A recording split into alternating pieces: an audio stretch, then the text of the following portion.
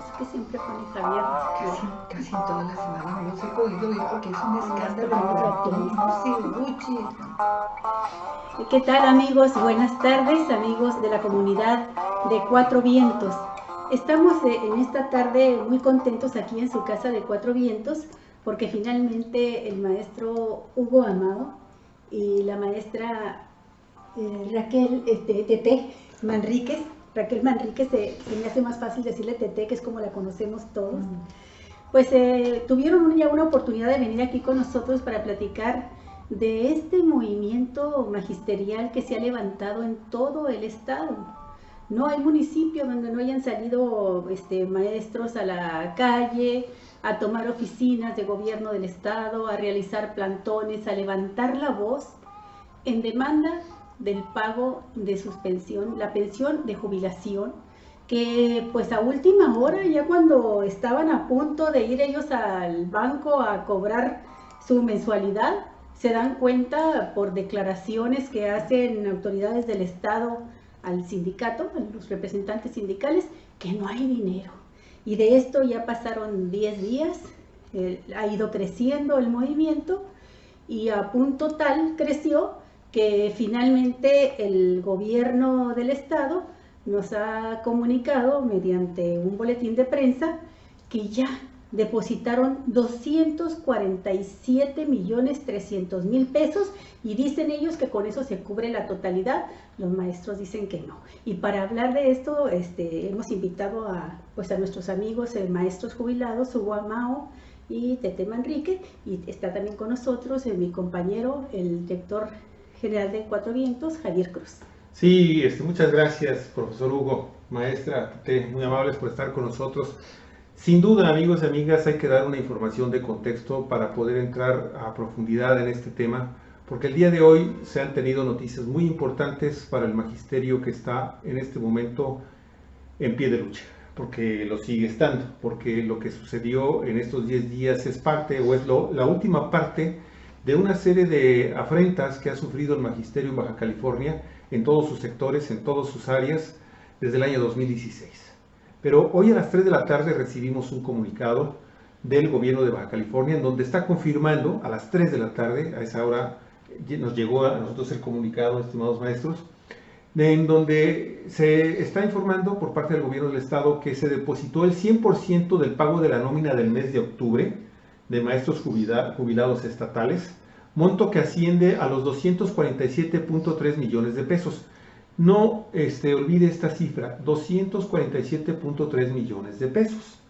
Pero obviamente en Cuatro Vientos siempre buscamos darle contexto a la información y de inmediato cuando recibimos este comunicado pues nos brincó la cifra 243 millones de pesos porque teníamos información que los mismos dirigentes sindicales de los tres sindicatos que estaban en paro pues nos habían estado proporcionando los medios de comunicación y pues recordamos que, por ejemplo, la secretaria general del Sindicato Nacional de Trabajadores de la Educación en la sección 37, María Luisa Gutiérrez Santoyo, había dicho todavía el pasado lunes que el saldo para 7,000 profesores jubilados y pensionados del gremio era de 300 millones de pesos, más un bono al que por ley los maestros jubilados y pensionados de la sección estatal del CENTE pues tienen derecho desde hace muchos años.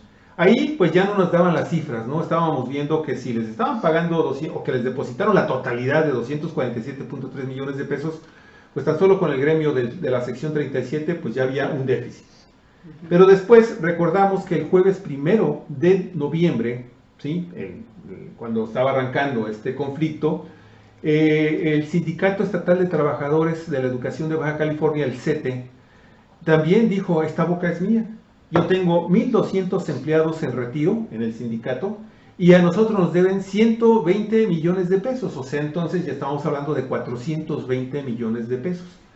Entonces dijimos, a ver, si se están pagando solamente, y dice el gobierno del estado que son 247.3 millones de pesos, contra estos 420 millones, más no sabemos la cantidad del bono, o a lo mejor estaba incluida, aunque la secretaria del sindicato dijo que aparte se les debía este bono, pues entonces encontramos, amigos y amigas, que tan solo para estos dos gremios, para estos dos sindicatos, pues ya hay una diferencia de 172.7 millones de pesos de lo que entregó y depositó hoy en la tarde el gobierno del estado y de lo que empezaron a recibir ustedes, maestros, con sus cheques y que fueron depositados supuestamente para que ustedes sacaran a través también de sus tarjetas estas cantidades. Pero las cuentas también no son tan alegres porque recordamos, y usted estuvo, de seguro posiblemente estuvo al pendiente de nuestra transmisión de ayer, en donde 3 maestros pertenecientes, también pensionados, jubilados, de la sección 2 del sindicato, sí, nos estaban diciendo, bueno, lo que pasa es que a nosotros desde el 20 de octubre, pues no nos pagan el diferencial de retiro y ayuda humanitaria por varios millones de pesos. ¿A cuántos? A cuando menos también 2,000 trabajadores. Solo de aquí de Ensenada. Así es. Y pues y también quien levantó la mano pues fue el dirigente de este sindicato estatal de nueva creación relativamente 2013, el Sindicato Independiente de la Educación para los Trabajadores, Sindicato Independiente del Estado de los Trabajadores de la Educación, el 7. Jesús Salvador, quien dice, bueno, a nosotros también nos deben aproximadamente a 500 trabajadores afiliados, pues nos deben también varios milloncitos de pesos. Entonces, las cuentas no dan. Y un último comunicado recibimos hoy, y esto ya para poderles dar a ustedes la palabra, maestros, Olga. Hoy, hace un momento también, hace cosa de una hora, recibimos un comunicado del Congreso de Baja California, en donde ya se está anunciando que por un acuerdo de los partidos representados en la Junta de Coordinación Política, conocida como JUCOPO, del Congreso de Baja California, el Poder Legislativo Estatal asumió el papel de supervisor y coordinador en la solución integral de los conflictos presupuestales que desde el año 2016 están afrontando los maestros. Le pide al gobernador, le hace un exhorto para que cumpla con el pago de lo que le debe a los maestros sindicalizados, pero también aquí hay una cosa muy interesante, que se realicen las acciones necesarias a efecto de que se lleve a cabo de manera inmediata el pago diferencial de retiro y pago de nóminas extraordinarias, es decir, salarios y prestaciones en los años 2016, 2017 y 2018 a los maestros federales. Esta información es básica, es lo último que tenemos, amigos y amigas, y ahora sí esto nos serviría pues para preguntarles a los maestros qué está pasando, qué sucedió. Éntele, maestro. Maestro Hugo Mau, adelante. Bien.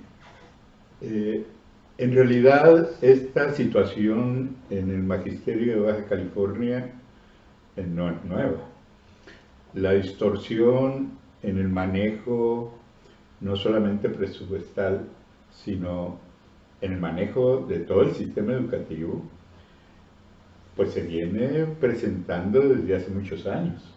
No solamente desde los gobiernos del PRI, sino sobre todo cuando llegan los gobiernos del PAN, que fueron los que descompusieron todo el esquema del manejo educativo, que lo tienen todo distorsionado y pervertido, pero sobre todo del manejo financiero. Y más en el caso de las aportaciones de los maestros, porque sobre todo desde los primeros gobiernos del PAN y más en el gobierno de Terán fue cuando decidieron aumentar las cuotas del 8% al 16%. Las cuotas para el retiro. Las cuotas para el retiro. O sea, ese es un golpe que se le dio al magisterio tremendo, de pasar de esas cantidades. Claro, el gobierno también se comprometía a poner el 31%, ¿no? Pero aún con eso, yo creo que de ahí empezó la distorsión de todo el sistema de pagos a los maestros. Eso es por una parte. Y en este esquema de esos tiempos, pues también en la vida sindical se empezó a presentar una perversión de la vida sindical, porque los compañeros no supieron enfrentar esta alternativa bueno, esta alternancia más que alternativa, ¿no? Alternancia en el poder, sale el PRI, entra el PAN. Y por otra parte también descentralización del sistema educativo, que empiezan a depender ya, el patrón pasa a ser el gobierno del Estado. No, siempre lo ha sido, el gobierno del Estado. Bueno, para los maestros estatales. Ajá, sí, no, el gobierno del Estado viene manejando su sistema desde que entra Braulio Maldonado, ¿no? Sí. Y esa es la etapa donde realmente surge un sindicalismo distinto, que sí estableció toda una escuela de sindicalismo que se pervirtió y se olvidó desde los años 70, ¿no? Es 68, 70, este sindicalismo se ha desviado. Y por eso, a veces, sobre todo en los últimos años, pues no encontramos las respuestas, los trabajadores de educación, y menos los jubilados, a muchas cosas que están sucediendo en el campo sindical y sobre todo en el campo educativo, que sería pues nuestra materia de trabajo, las que deberíamos estar más interesados, porque de esa manera sí nos estaríamos vinculando muy profundamente con la sociedad baja californiana, ¿no? Yo pienso que el asunto no es menor. Estamos hablando de un proceso distorsionador de la vida de Baja California, y eso es lo grave.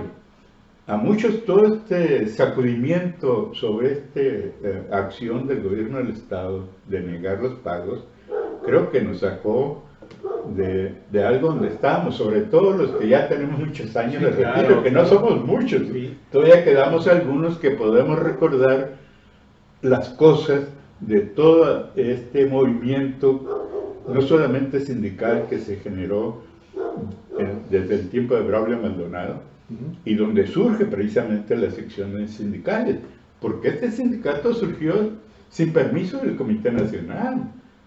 El sindicato estatal, sí, de la sección 37. Se llamaba sección 52. Ah, ok. Así arranca.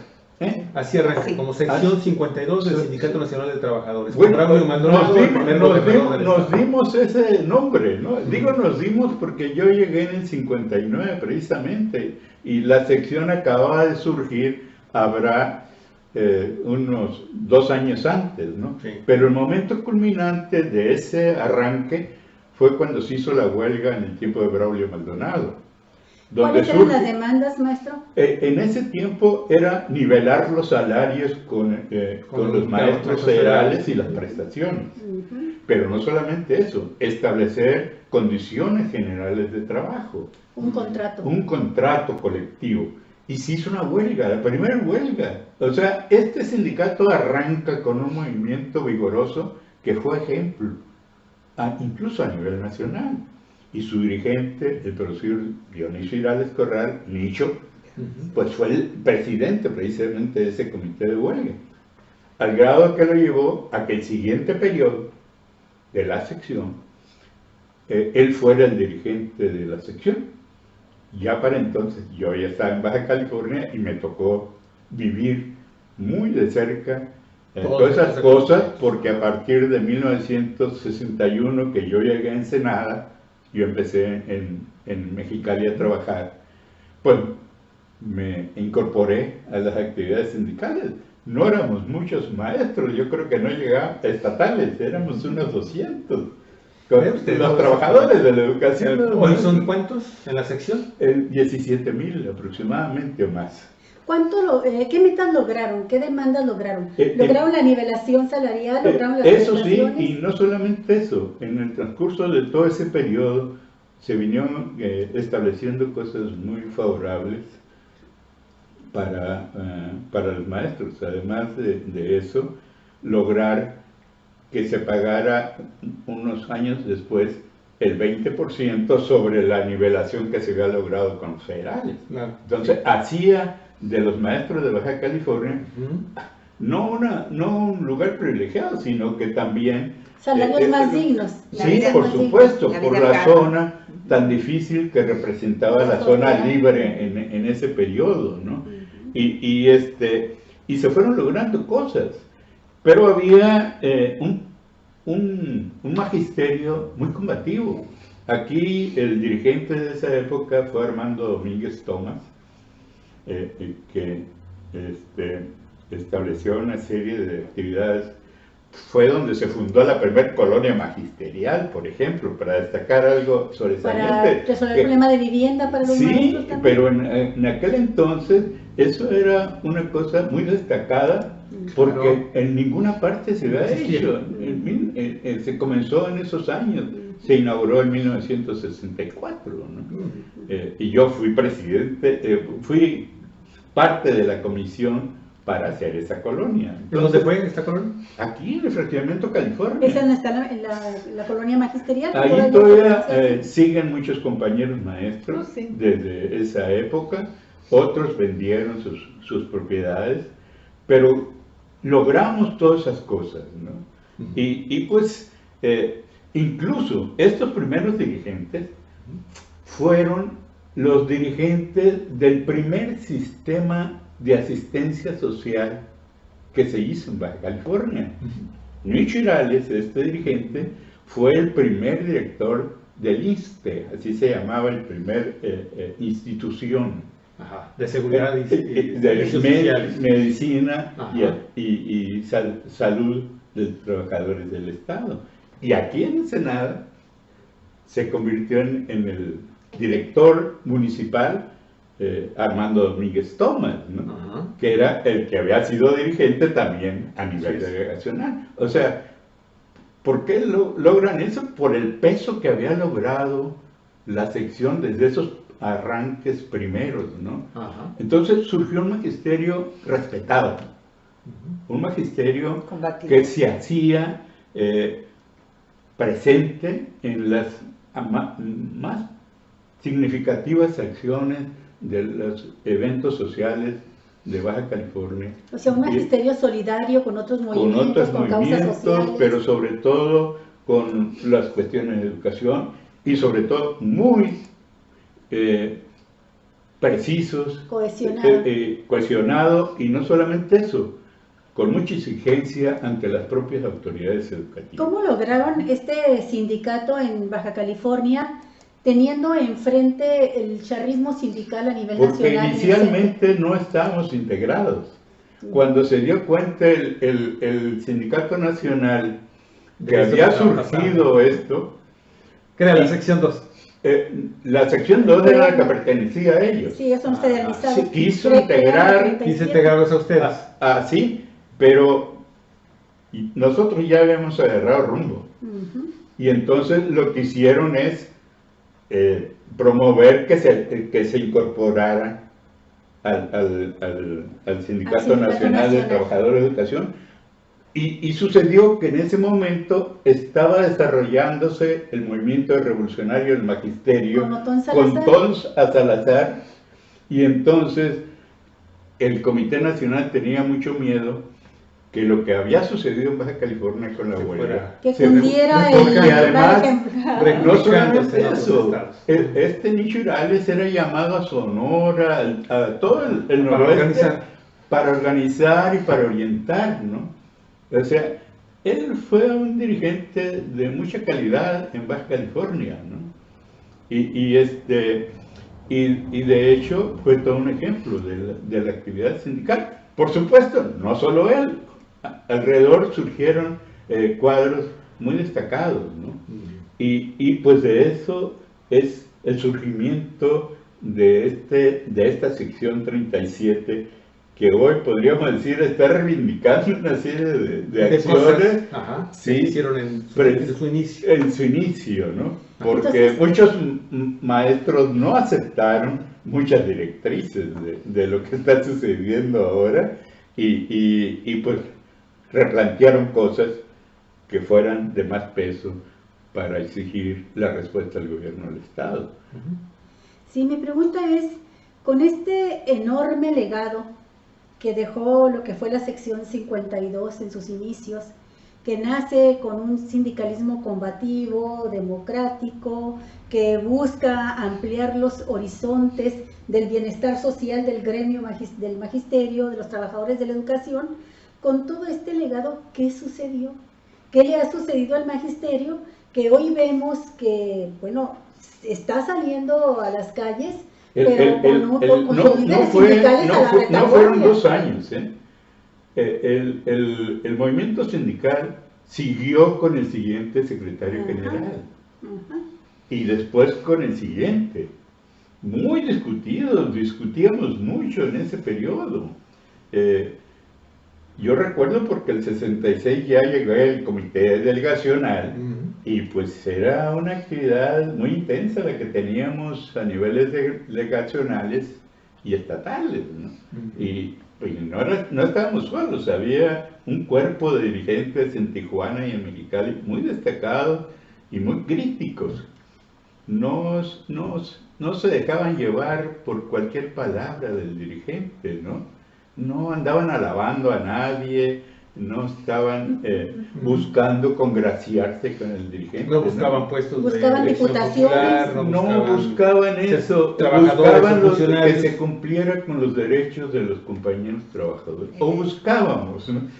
Para incluirlo. Esto que parece hoy una utopía, ¿no? Sí, y eso fue hasta, no sé, finales de los 60, ¿no? Porque yo estuve de secretario de conflicto hasta el 68 y el 68 me convertí en secretario general de la delegación de aquí de Ensenada. Vaya momento del 68 entonces que vivió el magisterio en Baja California. Por supuesto, pero sobre todo aquí en Ensenada, ¿no? Danos una ventanita, a ver, ábrenos una ventanita. En primer lugar, quiero decir que en Baja California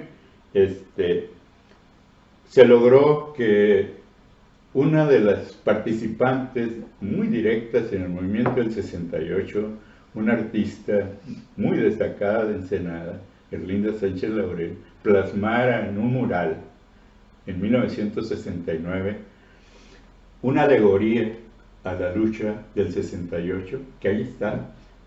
Es una pintura que tiene cerca de 50 años, muy maltratada, no nos han querido restaurar ese mural y estamos buscando ahorita, pero yo creo que es uno de los legados grandes que dejó una participante del 68 con todas las vivencias que traía en 1969, porque ella fue dirigente de la Escuela de Esmeralda el 68.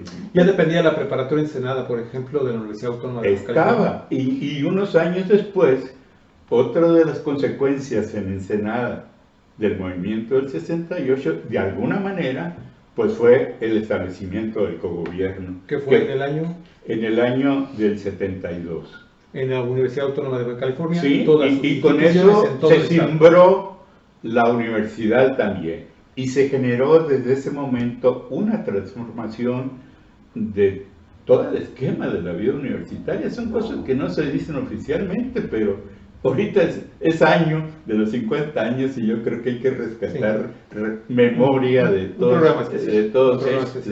eso. Para abre un poquito nada más la ventana. Así es. Pero junto con eso hay compañeros que se destacaron mucho en ese año. No solamente en el magisterio, porque estas luchas vienen de tiempo atrás, pues. Aquí hubo un grupo muy destacado del Movimiento de Liberación Nacional, ¿no? Cuando la invasión a Valle de Cochinos, de aquí se llevaron preso a un licenciado muy destacado que después fue presidente municipal, Moreno Bonet, ¿no? Moreno Bonet. Sí, y se llevaron a 2 estudiantes de la escuela normal, ¿no? Se los llevaron a Tijuana. ¿Por comunistas? Porque están en el Movimiento de Liberación Nacional, ¿no? Y sobre todo porque estaban protestando por la invasión a Valle de Cochinos. A Valle de Cochinos, en Cuba. O sea, en Ensenada hay un movimiento que es necesario revivir. Hay una raíz que está viva ahí. Creo que hay que revivirla. Si no está viva, hay que revivirla. Porque es necesario que muchos ensenadenses de Nuevo Cuña conozcan parte de esa tradición de los años 60.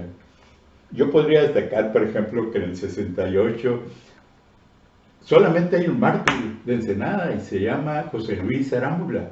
Y fue un estudiante de la prepa que se fue a México, nunca volvió.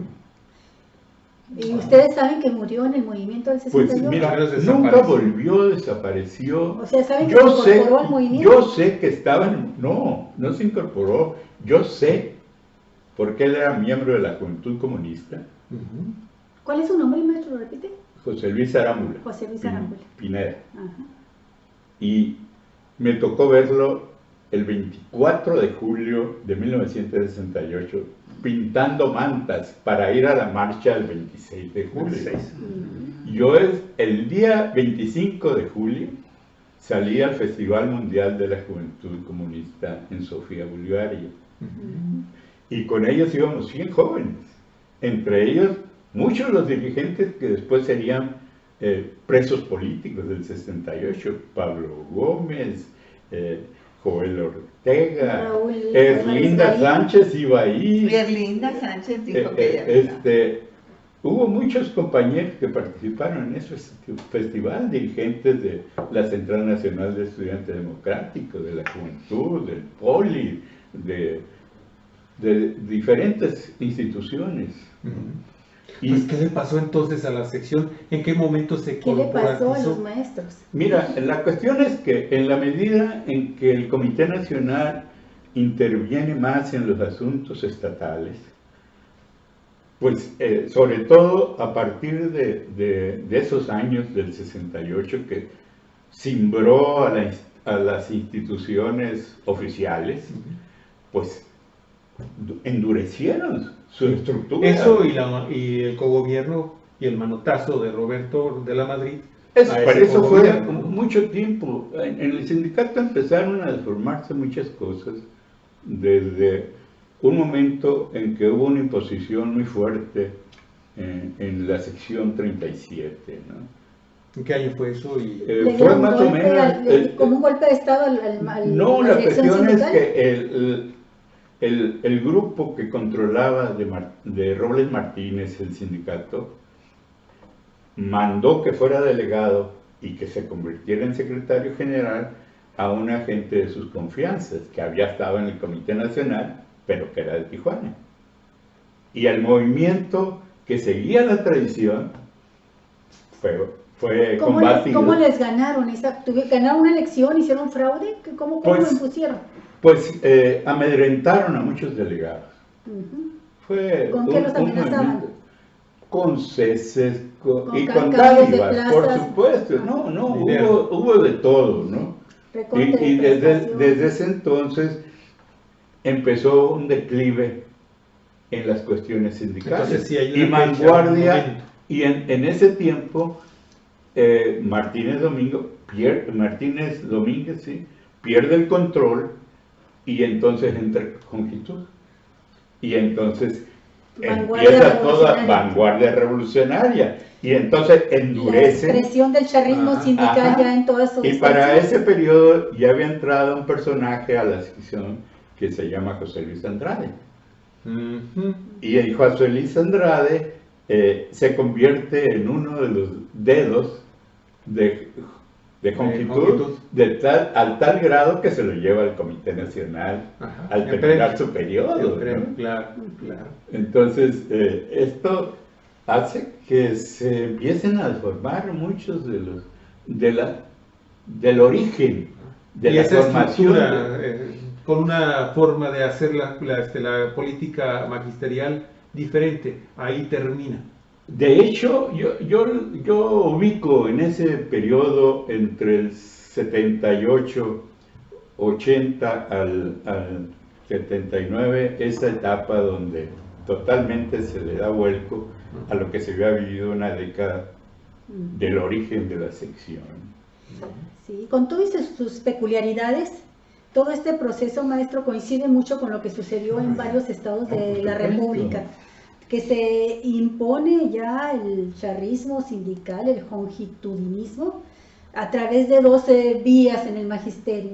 La compra de voluntades, ofreciéndoles prestaciones mayores, aviadurías dentro del mismo magisterio, sobresueldos, aquellos que fueran incondicionales, hasta candidaturas, ¿verdad? De lo que fuera, regidurías, diputaciones. Se utilizaban todos los recursos. Y pero el garrotazo también. Lo más grave fue cuando Jongitud también cae, ¿no? Ah, claro. Cuando lo tumba Carlos Salinas, y ahí en Gobernación no hacen congreso. ¿no? Hace su cambio en Ahí Gobernación. en ¿no? Los Pinos. No, en Los Pinos, fue en Gobernación. Ah. Yo seguía muy todavía porque estuve en el Comité Nacional 10 años. Ahí fue la famosa reunión. No, yo ya me había retirado del comité, pero sí seguía. Ahí fue donde Salinas manda llamar a Jongitud y a Elvester. No Salinas, era Gutiérrez Barrios. Bueno, yo tengo fue la... Gutiérrez, Sí. El operador fue Sí. Gutiérrez Barrios. Tal vez estamos y hablando de ahí de una reuniones. oficina estaba Refugio del Ángel, que es el secretario general que tenía Jongitud ahí, que también era de San Luis Potosí. Hace poco estaba viendo una entrevista, un documental, una entrevista que le hace Adela Micha a Elvester Gordillo, y ella misma recuerda ese momento. Y ese quizá fueron dos reuniones, dos momentos diferentes, pero hay en un libro sobre la biografía de Elvester, donde viene esta historia de cuando Jongitud enfrenta a Elvester, cuando Elvester todavía era una brava izquierdista, entre comillas, de origen trotskista. Está en una reunión diciéndole sus verdades Elvester a Jongitud, y Jongitud voltea a ver a uno de sus achichincles y le dice: tráiganme a esa flaca. Y ahí, con esas palabras, inicia el acercamiento que termina en un romance, ¿verdad?, entre ambos. No me consta. ¿Verdad? Bueno, es que es público eso, es público que fueron pareja, fueron amantes. La misma Elvester así lo reconoce en esa entrevista con Micha. Pero ella comenta, y hay otros biógrafos también que lo comentan así, que Salinas de Gortari les manda llamar a ambos. Llegan Jongitud y Elvester juntos. A Jongitud lo deja en la sala de espera, pasa solamente a la oficina de él, a Elvester, y ahí le dice que a partir de ese momento ella va a ser la secretaria general del sindicato. Vean la democracia, ¿no? Ella será la nueva secretaria del sindicato, y a Jongitud va y le dice: sabes que se te acabó tu tiempo y te va a ir bien, ¿verdad? Porque estaba presente en ese momento el encarcelamiento de la Quina, ¿verdad? Del líder sindical petrolero, iba ya sobre Jongitud, y fue Salinas quien puso pues a Sí, Elvester. claro. Pero entra pues una etapa de mucha perversión de la vida sindical. En realidad todavía hay unos 3, 4 años en donde Elvester se legitima haciendo una serie de acciones frente a las bases sindicales, y hace pronunciamientos muy interesantes. Todavía en Nayarit, en el Congreso de Nayarit, Sí. hace pronunciamientos muy interesantes. Pero hay que consolidar finalmente su ascenso a la Pero secretaría. a partir de esa fecha, Elvester empieza a entrar a otra etapa. De enriquecimiento. Pues del manejo sindical de otra forma, ¿no? Okay. Ya no los viví eso porque, disculpe. Sí, no te ¿Quién preocupes. habrá detentado más poder, Carlos Jongitud o Elvester? Pues yo creo que con el poder que le dio a los presidentes, Elvester logró acumular más poder en los últimos periodos, ¿no? Sobre todo con los panistas, ¿no? El que da Con quita Fox y también, con- ¿no? Y con Calderón, sobre todo con Fox, ¿no? Maestro, ¿y cuál fue el impacto de la llegada de Elvester al magisterio en Baja California? Bueno, el problema fue realmente cuando culminó esa presencia del Elvester. Ya se vio muy débil desde que llegó Rufo, Ujú. Sí, coincide con eso también. pero su momento fue cuando empezó a imponer a los secretarios generales, ¿no? Sí. Pero cuando no le gustaba a alguien, pues al estilo de Elvester, ella decidía y ponía y quitaba. Y en el 2006, creo, que no me equivoco en el año, pues en el Congreso, que se había desenvuelto con una formalidad estatutaria regular, pues dio un cambio drástico, porque el electo fue cambiado Claro. a las cuantas semanas después de ser Debe haber sido. proclamado.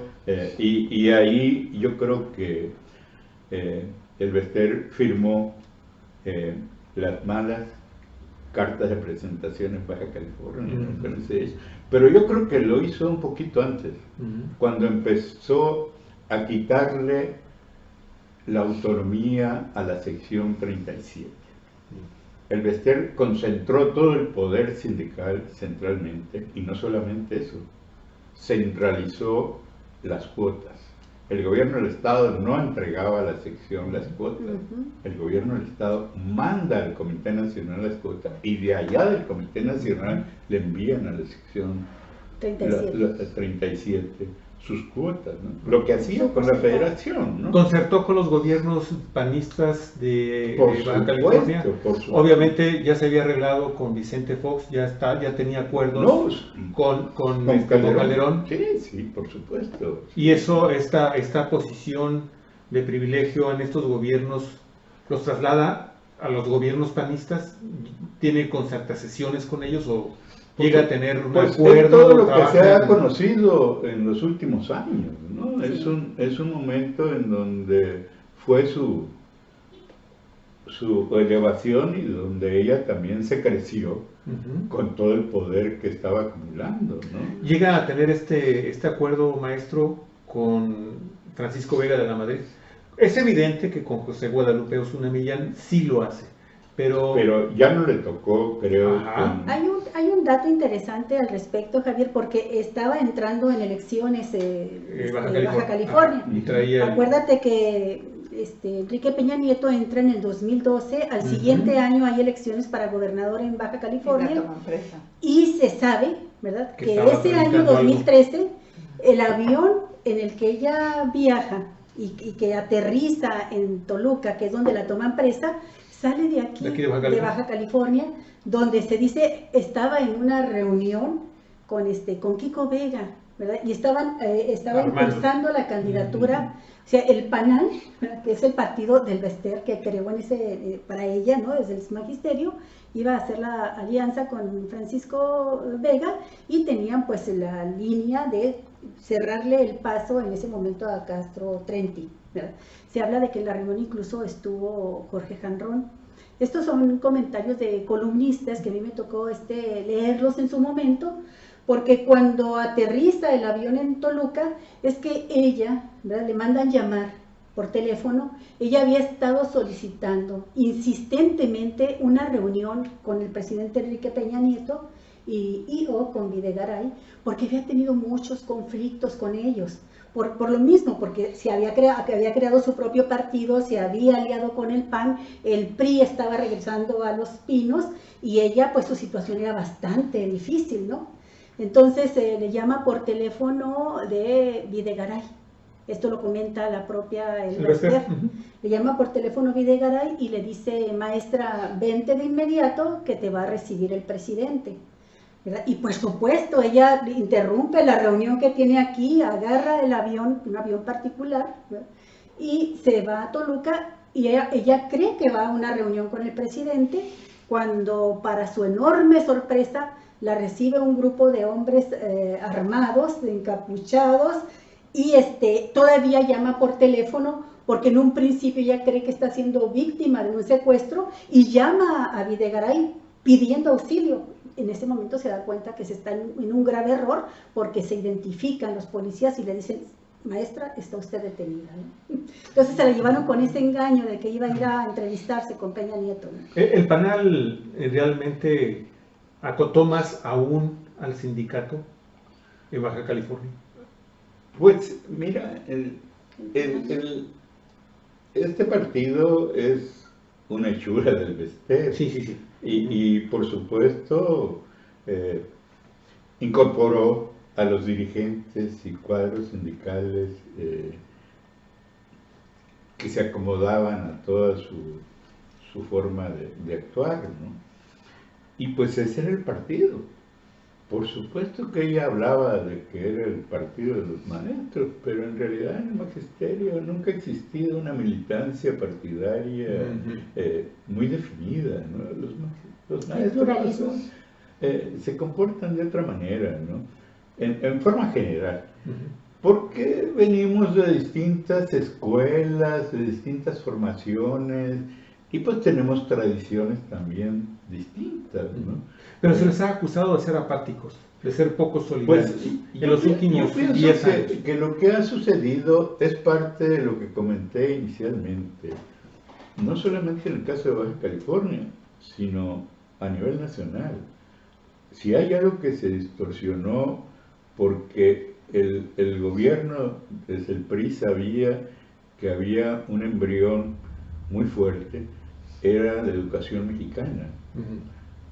Si había una esencia de luchas muy anteriores, era la Escuela Rural Mexicana, y trató de acabarla, y sobre todo a las normales rurales y a las normales urbanas que se habían destacado en ese sentido, ¿no? Claro. Y sobre todo en el tiempo de Díaz Ordaz fue terrible la persecución, la persecución contra el normalismo, y sobre todo la deformación, ¿no? En esos tiempos se hicieron, no sé, 4 o 5 reformas en un periodo muy corto, ¿no? Y sobre todo de la educación normal, te digo, porque yo empecé a trabajar un tiempo después en la escuela normal aquí, y me di cuenta de toda esa situación que se estaba viviendo, ¿no?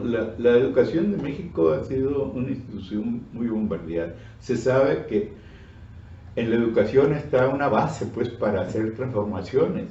Por eso sí es muy saludable que alguien anuncie que va a transformar la educación, porque si quiere transformar a este país, tiene que transformar la educación, claro. Y para eso tiene que pensar en forma diferente la educación. No es cualquier cosa hablar de una transformación, de cuarta transformación, sin pensar en la educación, claro, como el elemento esencial para lograrlo, ¿no?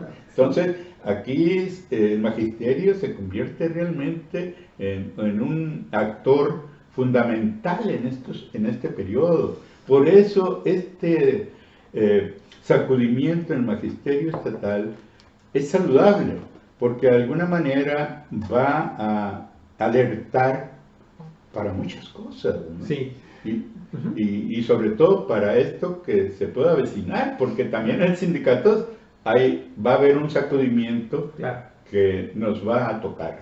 Maestros, permítanme, vamos a tomar un pequeño respiro, tenemos 41 minutos y pues como siempre ha sido tradición en Cuatro Vientos, le queremos dar voz a quienes están viéndonos en este momento, que la verdad es mucha gente, hay muchos mensajes, hay muchos comentarios. Primero que nada, pues saludar a toda la gente que ha estado pues, dándole like al programa. Iván Muñoz, Cámara Flores, también está Evelia Gutiérrez, Torres Insunza, Miguel Suárez, bueno, Torres Insulza es Elsa Delia, también está Adrilu Jin. Adrilu, ¿qué tal? ¿Cómo estás? Comandante Caminante del Cielo, Liz Cruz, Sara Bañuel, Gabriel Santos, Marta Acuña, y también por aquí, permítame un segundito, está José Ciprián, Atzetza Gluglu, también está sorprendida con toda la historia que estás contando, estimado maestro Hugo Amao. Clau Flores también está con nosotros, te manda un saludo. Alce también, al igual que Alecita, Liz Cruz, igual te lo comentaba. De hecho, Javier Gutiérrez, también piseño, nos está mandando un saludo, te manda saludar. Miguel Suárez, que dice, es un placer y un gusto escuchar al maestro Hugo Amao, formador de muchas generaciones, entre las cuales me incluyo, dice Miguel Suárez. Así es. Y José Ciprián dice, súper interesante la historia del CENTE, wow. Gracias Rubén, también Rubén Baltasar que estás con nosotros, al igual que a Nidia Valenzuela, muchas gracias por estar observando. Compartan, ayúdanos por favor a compartir este programa porque pues ya ve usted esta historia, en muy pocos medios de comunicación la va a encontrar y te queremos agradecer mucho Hugo que estés compartiendo esta historia y maestra pues por estar invitando. Estoy aprendiendo. Muchas gracias. Por aquí también estamos viendo que nos acompaña Miriam Cano. Miriam, un abrazo para ti, para Carlos, por favor. También está Mario Gómez, María del Socorro Medina. En fin, es una cantidad muy grande. Evelia Gutiérrez, muchas gracias. Dice todo un maestro. te manda un saludo Evelia Gutiérrez. También está con nosotros Rosa Isela. Fíjate, dice Rosa Isela, mi papá fue fundador. Conozco mucho de esta versión porque también hay otras versiones. Bueno, ojalá un día lo puedas compartir, Rosa Isela. Muchas gracias. Al igual que Elia Harrison, hola, ¿qué tal? Muchas gracias, Elia, muy amable. David Álvarez, muchas gracias, David. Nidia Valenzuela dice, saludos a la profesora Raquel Manríquez, mis respetos y admiración siempre también, maestra. Y Rosita Organista, ¿qué tal? ¿Cómo estás? Me da mucho gusto también saludarte. Un abrazo. Un abrazo para ti. Bueno, pues es muy interesante todo este contexto, todo este marco histórico que nos tiene que llevar a entender el presente. Para eso sirve conocer ese pasado. Y en este presente, maestra Raquel Manríquez, ¿cómo ves tú la lucha que está dando el magisterio? ¿Cuáles son las adversidades que tiene que enfrentar? ¿Y cómo ves tú la posibilidad de que resurja este magisterio combativo? Pues ya no es de que ¿cómo?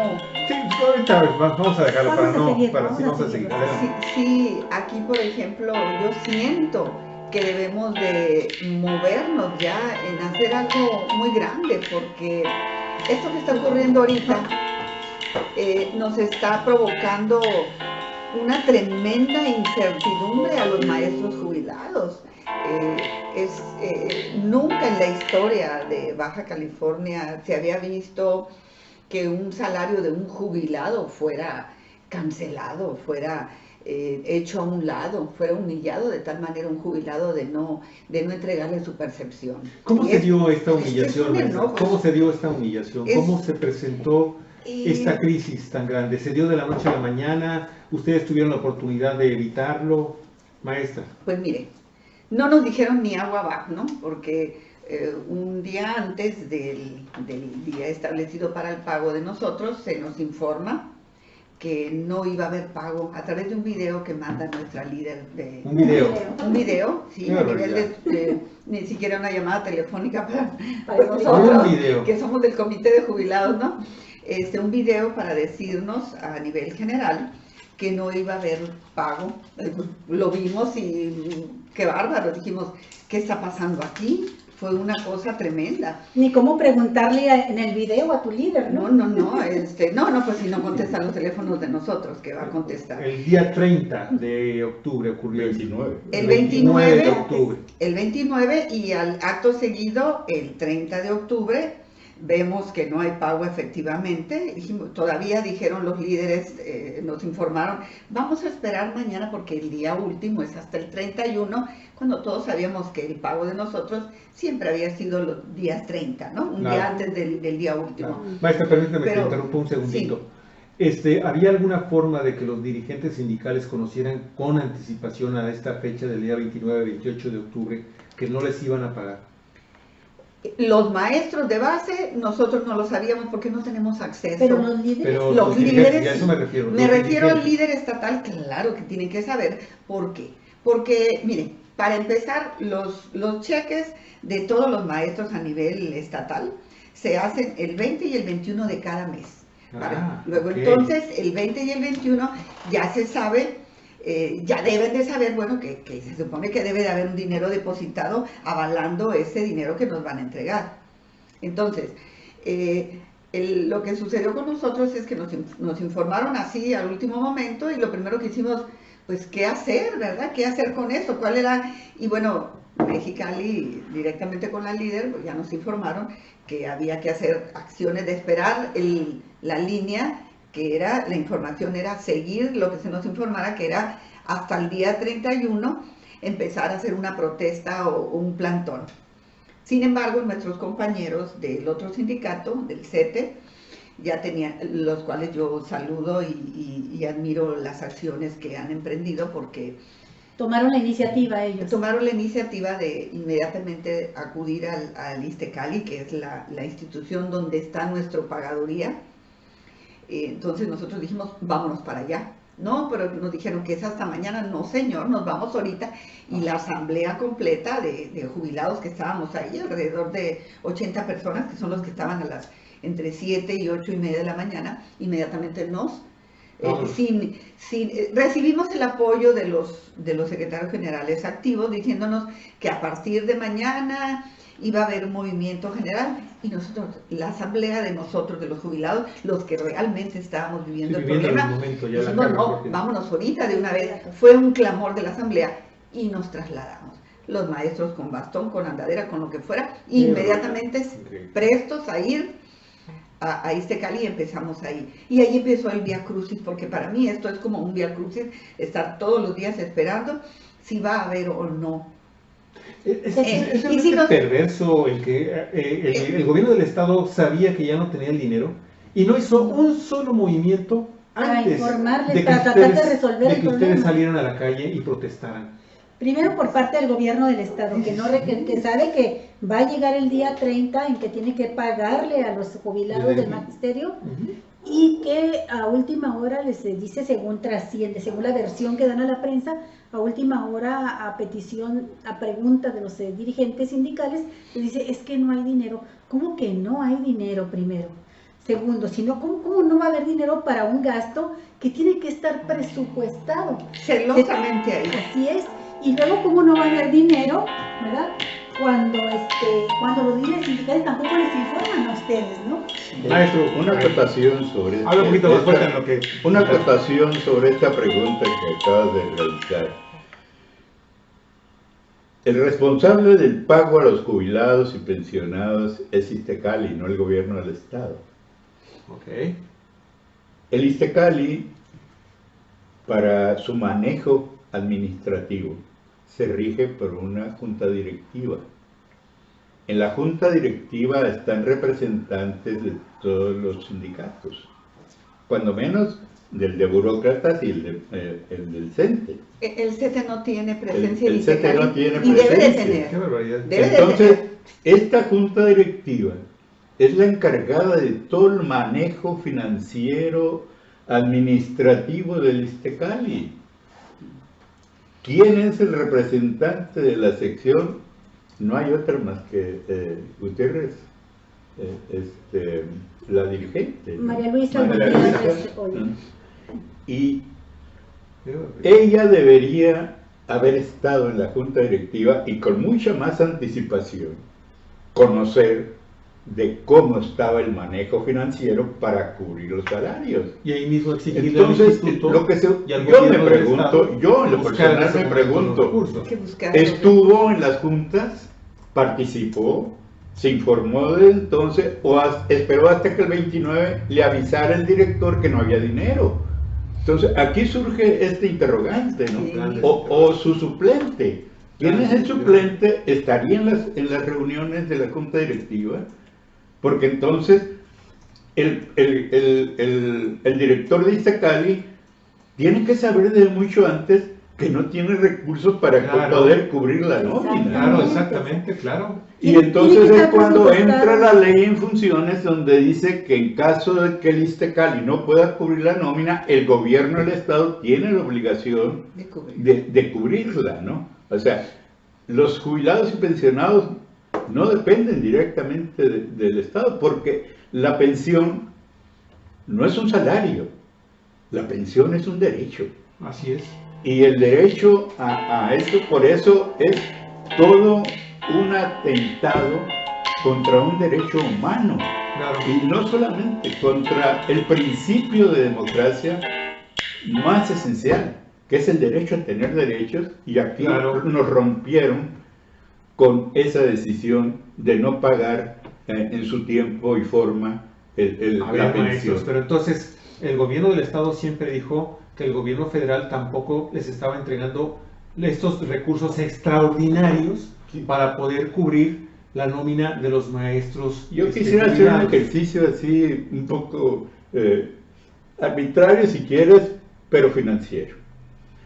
Somos 17,000 maestros en activo. Y solo del CENTE. Del CENTE, sí, solamente de la sección. Sí. No, es todo el magisterio de Baja California. De la 37. De la 37. De la 37. Sí. Eso porque a los federales a los que le deben el diferencial son 9,000 en el estado. Son otros tantos. Que también debería estarlo cubriendo. Claro. Pero entonces, nomás dediquémonos a los maestros estatales. A las 37. ¿Cuánto cuesta pagar a 17,000 maestros cada mes? Échale un cálculo. El cálculo es entre 1,000 y 1,500 millones mensuales.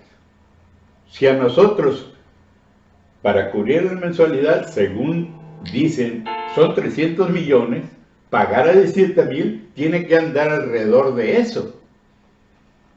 Pero para pagar a 17,000, necesitas tener una bolsa cada mes completa. Claro.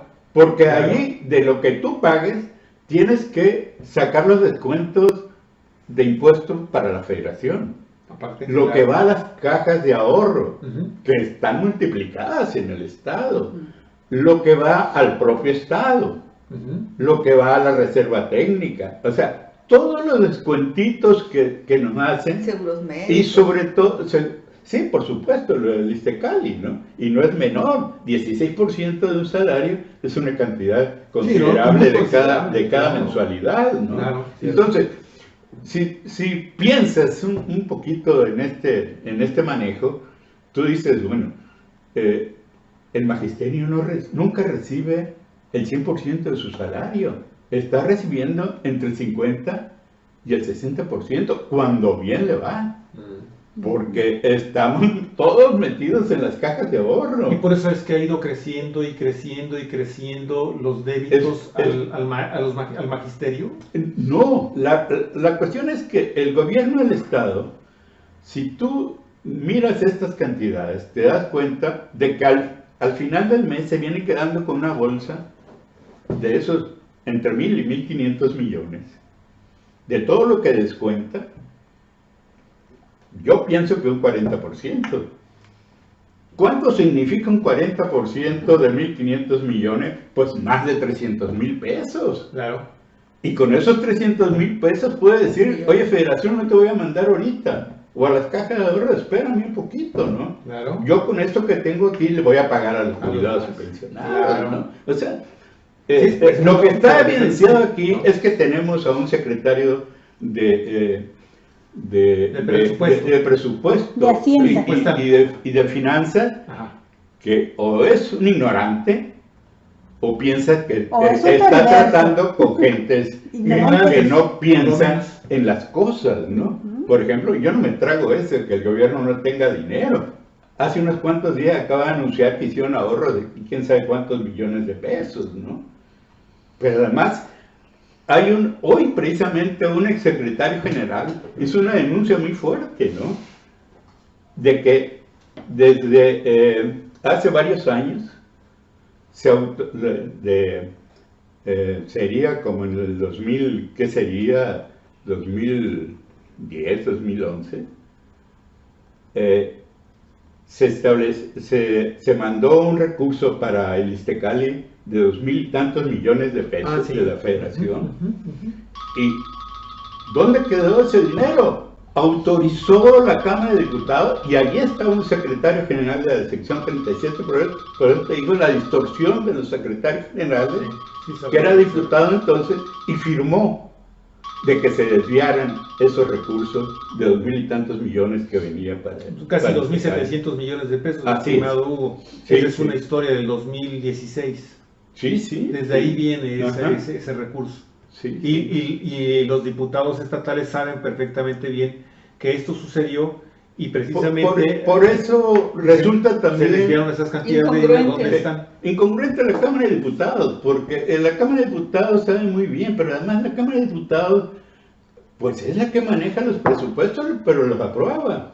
Pero no puede convertirse en los gestores de una organización como el CENTE, independiente, autónoma, con vida propia, con una composición de gente preparada, que podemos dar la cara. Bueno, pero ¿qué sigue ahora? O sea, ante esta situación, hay una respuesta hoy del gobierno del Estado que dice, ahí les van sus 247 millones de pesos y eso es el 100%. Ya Javier dio las cifras al inicio del programa con fuentes en los líderes magisteriales diciendo, no es cierto, no, eso no es el 100%. ¿Qué van a hacer? ¿Y qué hará la base magisterial si los líderes se someten, se subordinan al Estado? Mira, esto creo que con este sacudimiento que dio este movimiento, se sacude la conciencia una estructura y también la reflexión en sectores muy amplios del magisterio. Credibilidad, ¿no? Pienso que comienza un proceso, algo que está naciendo nuevamente en el magisterio de Baja California. A mí me llama mucho la atención escuchar a muchos maestros que, incluyéndome, ¿no?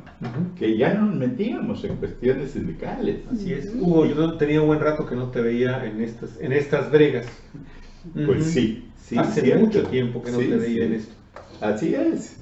Y como yo, hay muchos compañeros, pero creo que llega el momento en que no puedes ser indiferente a lo que acontece a tu alrededor y en tu entorno. Lo fueron, Hugo, maestra Tete, cuando se aprueba la reforma educativa que atenta directamente contra su vida laboral, nada de una transformación en materia educativa, de contenidos, en fin, de filosofía educativa, nada de lo que acabas de mencionar cuando arranca el sindicato, pero sí irles minando todas sus prestaciones. Y el colmo es esto que está pasando en este mes, en estos días, ¿no? Con este escándalo en donde lo menos que podemos decir del gobierno federal y de la gente de Iztacali y del magisterio de sus dirigencias es de que son muy irresponsables.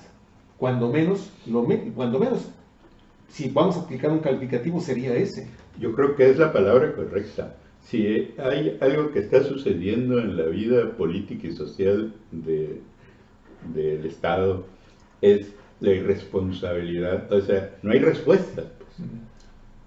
No hay atención al otro, que sería la cuestión de la responsabilidad. Y la solidaridad. Así es. La empatía. ¿Por qué? Porque no les interesa. A estos gobiernos como el de Baja California no le interesan los otros. No le interesan los señores y las señoras que andan con bastón, que entregaron ya 30, 35 años de su vida en las aulas. No están preocupados por nada de eso. Es de veras un comportamiento, lo acabas de repetir, muy irresponsable en todos los sentidos. Yo escuchaba hoy al dirigente del PAN hablar del llamado a los maestros y condenando el movimiento, ¿no? Tontería. Y todo diciendo, ¿no? Y estamos de acuerdo con ustedes que no les hayan pagado su 14ª. O sea, los comprendemos, pero hay que poner por encima de todo el bien superior que es la educación de los niños. Y uno se pregunta por qué ellos, que son el gobierno, el Estado, el poder político, ¿por qué no pusieron por encima de todo el interés de los niños, pagándole a los maestros su sueldo para que puedan cumplir con su trabajo, ¿no? Pero aparte, Alicia, ¿de qué depende también el bienestar educativo de los niños? Pues de los maestros. Sí. Si están bien pagados, si se les hace justicia después de haber trabajado tantos años, sobre con todo sus pagos, sus sueldos, que se les sus tenga prestaciones. respeto a los trabajadores de la educación. En los países donde han desarrollado una política educativa de calidad y de otro tipo, es donde se le tiene respeto a los maestros. Ver, Raquel. Fíjate que ahorita que hablas, ¿no? de esto es sensibilidad, ¿no? Sensibilidad hacia el otro.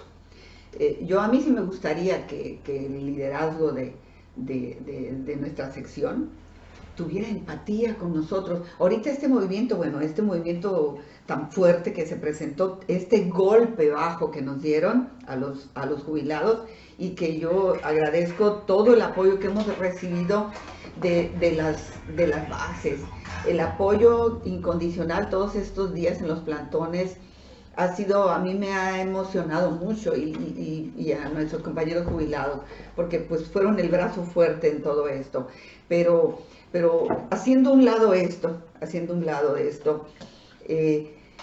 a mí no me da ninguna certeza que el mes que entra me va a pasar lo mismo como Claro. jubilada, entonces yo no me voy a Es la quedar así. incertidumbre en la que Sí, van a entonces estar yo viviendo. quisiera que la líder empezara, se baje nuestra líder y venga, porque que conteste el teléfono, un mínimo que se comunique con mi líder, con el secretario general que me representa y que diga, maestro, a ver, opinen ustedes, ¿qué estrategia ustedes quieren? La misma estrategia la tenemos todos los días del plantón. No quieren que hagamos otra cosa cuando hay miles de cosas. Y luego estás hablando con los jubilados, que tenemos mucha experiencia, más vida. Sabemos, se nos pueden ocurrir muchas cosas, independientemente que nuestra líder tenga que ir a pedir, a buscar a dónde va a encontrar el gobernador el dinero que desvió, para que lo recupere y no nos vuelva a pasar lo mismo el próximo 30 de noviembre, porque entonces ya estamos hablando de un vía crucis cada mes. Esa es la cuestión, maestra.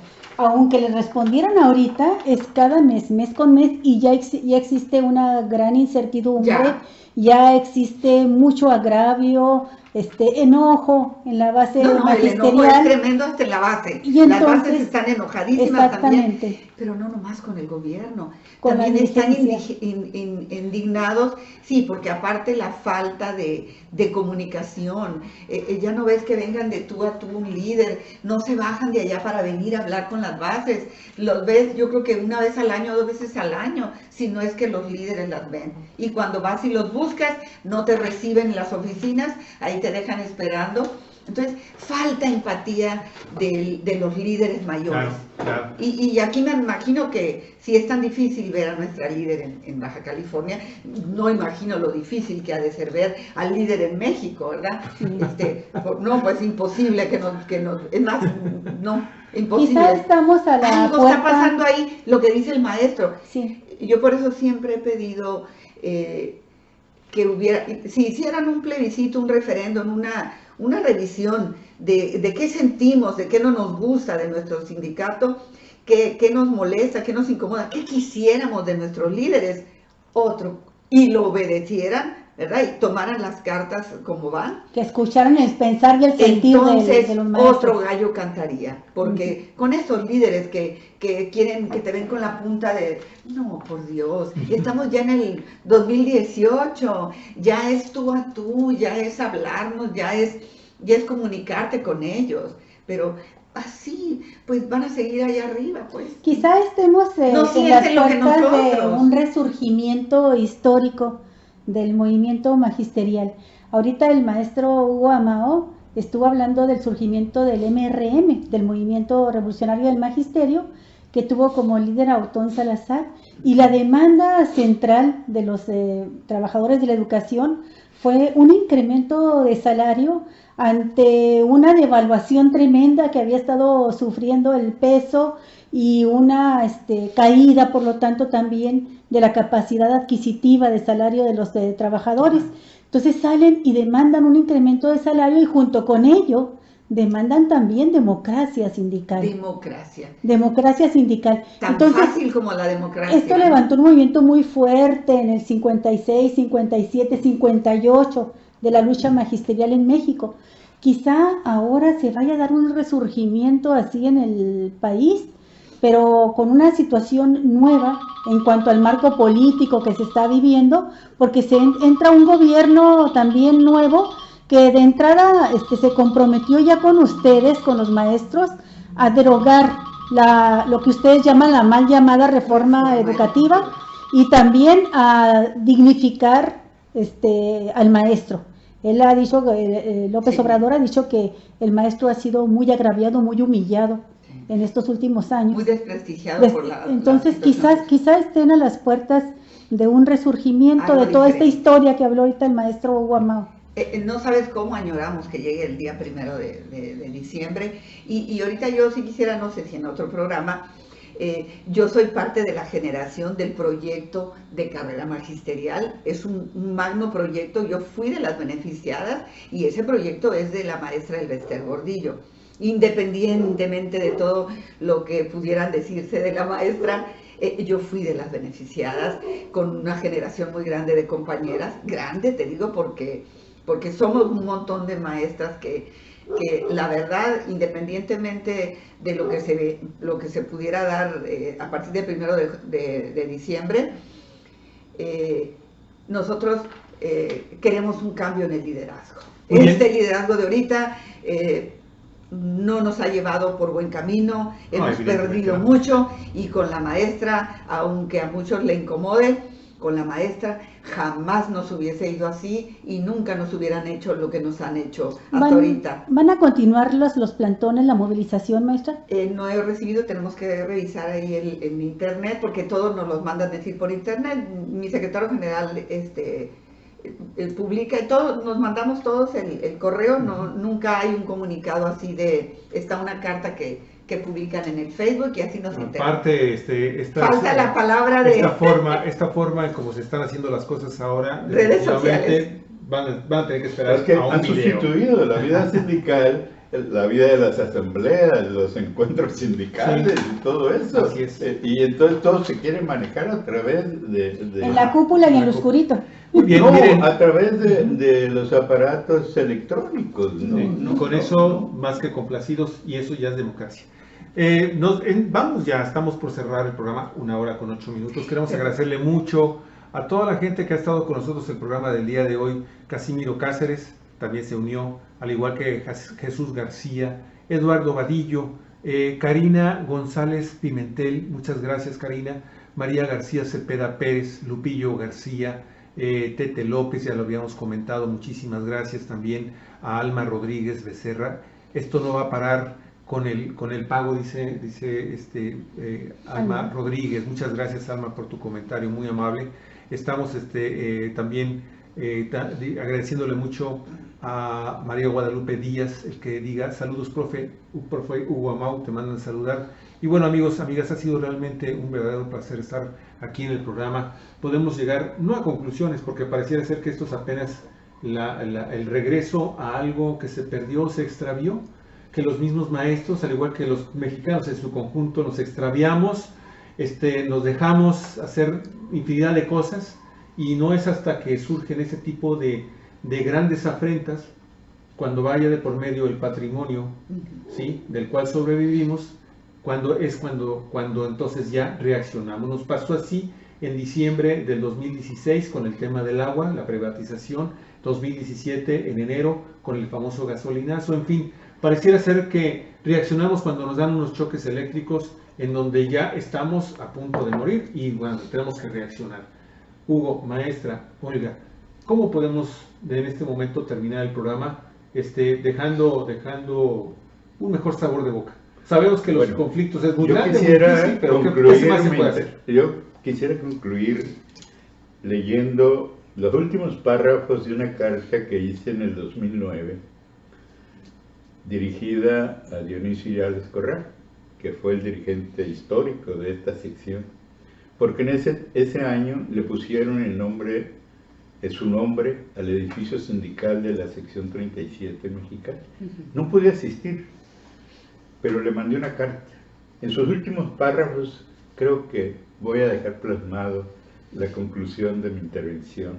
Le decía esto, sobre todo por todo lo que había acontecido 3 años antes, en el 2009, que fue la separación de los sindicatos en la sección 37 y la fragmentación, la balcanización del sindicalismo. Saludo que un edificio sindical lleve tu nombre, pero eso y los demás se hicieron con la aportación de todos. Sin embargo, no es suficiente para la reconciliación, ni para terminar con la enemistad intergremial del momento. Esa reconciliación tendrá que darse en tiempo por venir, y no dejo pensar que los únicos elementos serán los juicios políticos sindicales sensatos, serenos y críticos, pero apegados a la realidad y al entorno y sobre los múltiples crisis que presenta esa realidad. Estos elementos solamente pueden surgir de aquellos que nos son comunes y también a la sociedad, nuestra materia de trabajo, de educación y el derecho a tener derechos. Los políticos sindicales los de trabajo digno y la seguridad social de calidad y oportuna, tanto en la preventiva como reactiva ante la urgencia. Son tiempos de entramar con respeto y comprensión, diálogos y acuerdos de construcción de puentes y redes para construir pensamientos que lleven a definir acciones conjuntas en aspectos de bienes superiores y generales. Nuestra generación sindical tendrá que volver a sentar cátedra. Espero que nos encontremos en esta vía nuevamente, y aunque el ciclo de nuestras vidas esté en el atardecer, no debemos ni podemos ser indiferentes. Nicho. La canalla se mueve en la oscuridad. La fuerza de la centralidad y a la luz los ahuyenta. Es tiempo de los alumbramientos, para que surjan con visibilidad las acciones novedosas y alternativas. Es tiempo de encender los faroles. Así es. Wow. Claro, definitivamente, maestro, es tiempo de encender los faroles. Eso lo envié en el 2009. Definitivamente, muy bien, maestro, muy bien. Pues, y se lo llevaba hoy a un amigo que le comenté, me dice, qué hermosa carta, sí, está muy bien. Sí, maestra. Híjole, pues me emociona todo lo que dijo el maestro con lo que cerró. Yo quiero mandar un fuerte abrazo muy caluroso a todos nuestros compañeros activos que nos estuvieron acompañando y que a lo mejor siguen acompañándonos estos días. A la dirigencia, pues que siga haciendo la actividad para que mueva a este gobernador y no se subordine ante el gobernador, porque hay que luchar contra el patrón. El patrón nos está fallando y ella es la cabeza para dirigirnos, entonces que lo haga con más fuerza. Y la gobernanza que tenemos en el sindicato necesita hacer ciertos cambios de actitudes, porque necesitamos llegar hacia las bases. Las bases están desencantadas. Yo soy de las bases desencantadas, jubilada con mucho orgullo, una lucha muy fuerte también para jubilarse, mucho golpeteo. Y yo les digo a los maestros, a los que nos estén viendo, que nunca se deje de luchar, porque la vida es una lucha total y no puedes permitir que te arrebaten tus conquistas nadie, llámese como se llame. Gracias, maestra Tete, muy amable. Ahora, Alicia, ¿cómo cerramos? Bueno, yo quiero nada más aprovechar el momento también para recordar que hace 2 días o ayer, no recuerdo ya, hicimos una entrevista a 3 maestros de la sección 2 que también están con la misma situación de problemas para el pago, ¿no?, de su diferencial, le llaman ellos, y la ayuda humanitaria de los maestros jubilados. Y entre ellos estuvo la maestra Carmen Rosa Dávila, que hace un comentario y dice: ¿dónde está la unión que tanto se pregona? Ahora más que nunca debemos estar unidos, entiéndase, nuestro pago de diferencial de retiro está en peligro. No importa que lo paguen mañana, mientras no esté en el ejercicio fiscal 2019, siempre vamos a estar con la duda de si nos lo pagan el próximo mes. No defiendo a Zamudio porque él lo puede hacer solo, pero sí digo, compañeros, hago un llamado a la unión, pero no unión pasiva, unión de sangre guerrera, de maestros valientes y decididos para salir a la calle y gritar fuerte nuestra inconformidad. No es posible que nos estén atacando en lo más sagrado que como jubilados tenemos, nuestro cheque, nuestro pago, y nos quedemos como si nada pasara. Bueno, pues este es el sentir de las bases magisteriales, y nosotros como Cuatro Vientos estamos muy agradecidos de que los 3 maestros federales que estuvieron ayer y los 2 maestros que están ahorita con nosotros, Hugo Amao y Raquel Manríquez, pues hayan venido aquí a expresar su sentir, su pensar respecto a este problema. Muchas gracias, Hugo, por todos los antecedentes que nos diste. Qué interesante historia. Y muchas gracias a ustedes, amigas y amigos de Cuatro Vientos, por haber seguido este programa. Tuvimos una muy buena participación. Mucha gente estuvo entrando a ver el programa y compartiéndolo. Y les pedimos eso, que lo sigan compartiendo en las redes sociales, no solo porque es la manera de solidarizarse con los maestros, también es el modo de fortalecer las voces críticas, las voces, el pensamiento crítico y el periodismo libre que necesitamos aquí en Ensenada, en el país entero. Sí, definitivamente es el momento de reflexionar, ¿sí?, en que no es permisible ya en este país que pasen por encima de nosotros, ¿sí? Estos abusos, estos cinismos, ¿sí?, deben de quedar ya en el pasado y pues vamos a construir sociedad, vamos a construir un país participativo con una ciudadanía dispuesta a contestar todas las afrentas que nos estén o nos quieren hacer, porque hemos aprendido, como bien lo dices, ¿sí?, que tenemos que prender las lámparas y no volverlas a apagar.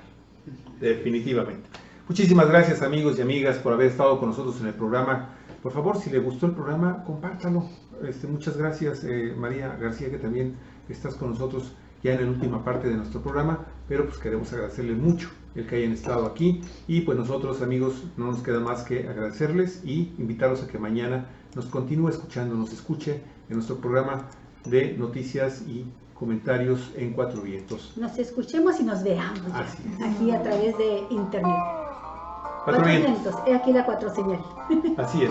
Cuatro vientos. Cuatro vientos, muchísimas gracias. Periodismo en red. Que descanse y disfrute de la vida, que es bien breve. Hasta pronto. La vida breve. Así.